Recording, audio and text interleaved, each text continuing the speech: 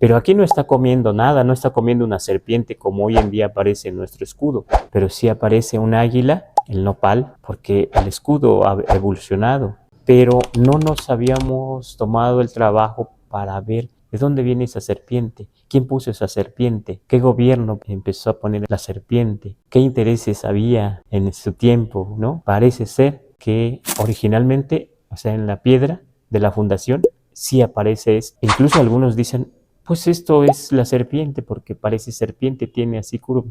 También dicen que aquí, en Mexico Tenochtitlan, Cowatl y Somocayan, donde la serpiente silba, y entonces lo toman ahí como si dijeran, donde la serpiente es desgarrada. No sabemos si de ahí tomaron esta idea de que, pues si es desgarrada la serpiente, entonces vamos a dibujarle aquí en el pico una serpiente. Y ya hay discusión ahí, porque algunos dicen, no dice donde la serpiente es desgarrada, dice el lugar de silbar de la serpiente, su lugar de silbar, así como Cuautli y Tlacuayan, su lugar de comer. Esa I significa su de él, en la gramática náhuatl, así.